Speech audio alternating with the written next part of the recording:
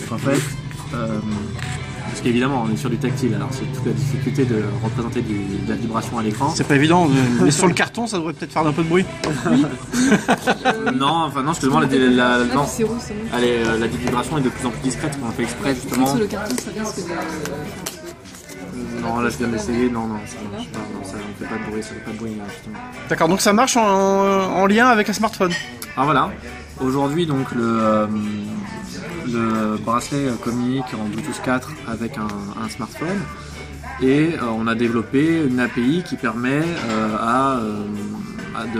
finalement d'intégrer d'autres applications mobiles existantes ou web pour justement interagir avec le bracelet. Alors aujourd'hui, ce qu'on propose à nos clients, c'est justement de s'intégrer dans leur solution métier pour qu'ils puissent exploiter notre bracelet FICTACT.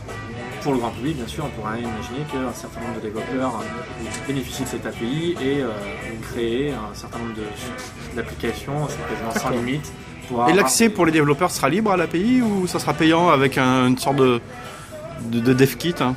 Alors aujourd'hui, on réfléchit justement à notre façon de proposer ça. Donc c'est pas encore défini. D'accord. Alors si on regarde un petit peu, par exemple, aujourd'hui, alors là on le voit, j'ai une représentation visuelle du bracelet qui ici est ouvert.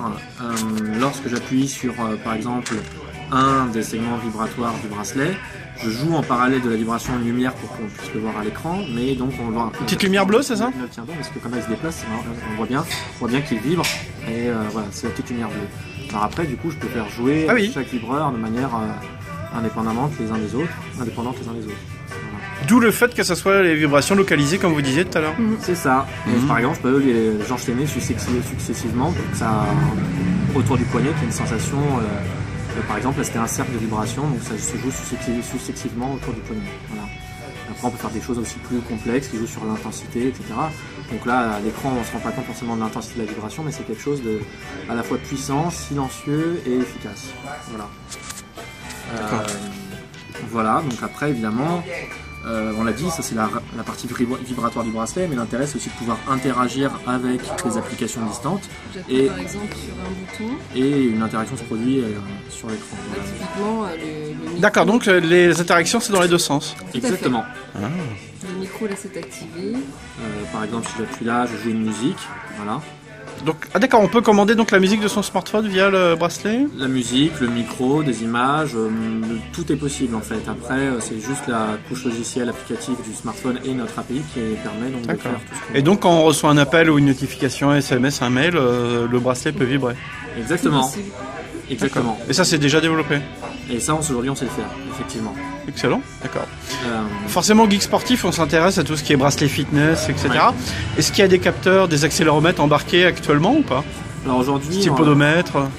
Voilà, aujourd'hui, le bracelet n'intègre pas directement de capteurs. En revanche, on exploite avantagement les capteurs d'un smartphone, comme le bracelet est toujours connecté à un smartphone, pour générer un certain nombre d'actions sur le bracelet grâce à ces capteurs.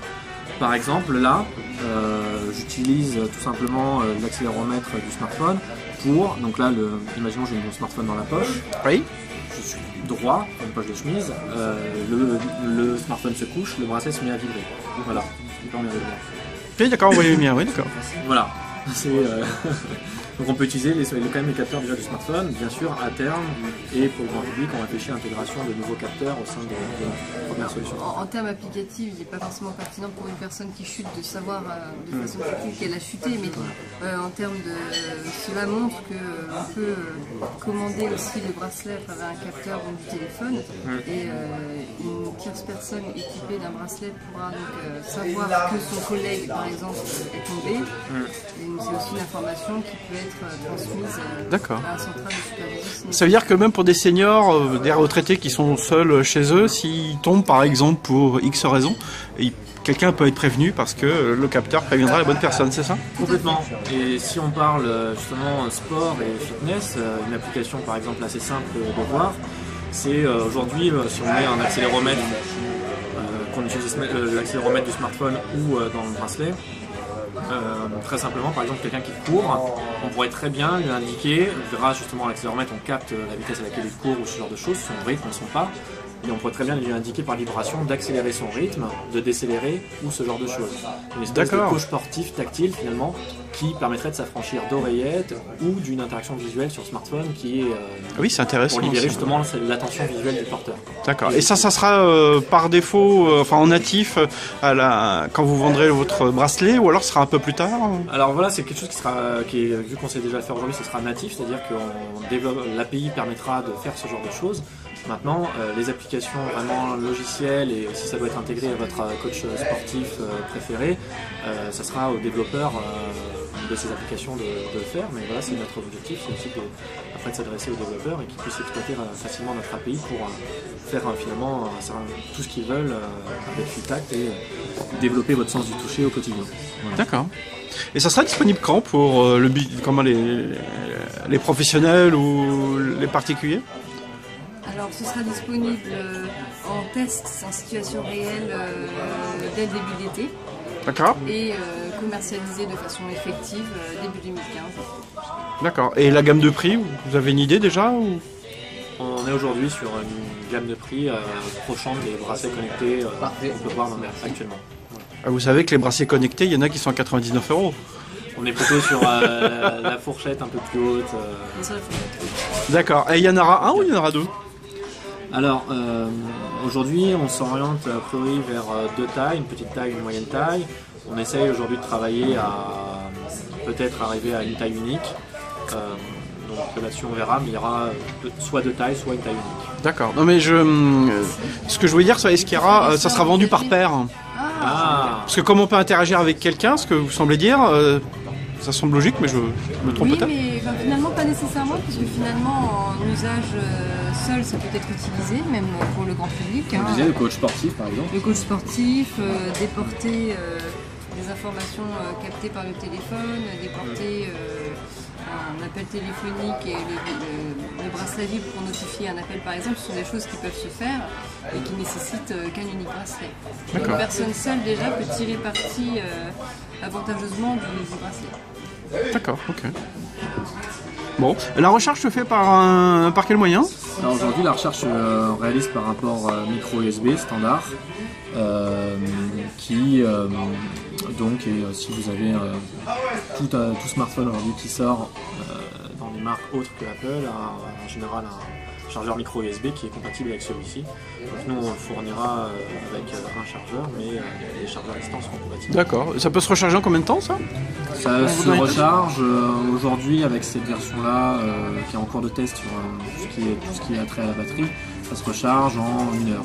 D'accord. Et c'est un design qui n'est pas définitif, donc... Voilà, ça fine légèrement. Après, voilà, les grandes lignes resteront toujours les mêmes. On a une identité particulière, notamment cette architecture segmentée, qui est quelque chose qui restera. D'accord. Voilà. Okay. Il y aura plusieurs couleurs? Là-dessus, pour l'instant... Pour la suite. Pour la suite, peut-être. Chaque chose en son temps. Chaque chose. D'accord. Il est étanche? Il sera étanche, il est water resistant. Donc water resistant, ça permettra de prendre... Donc IP67, quelque chose comme ça? Voilà. D'accord. Ok. Bon, vous voulez rajouter quelque chose avant qu'on se quitte? On est déjà...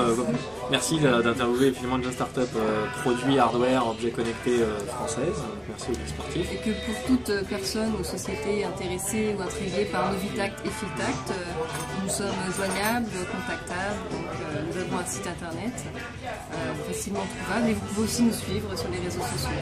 D'accord. Eh bien, c'était très plaisant et surtout très intéressant. À bientôt. Merci.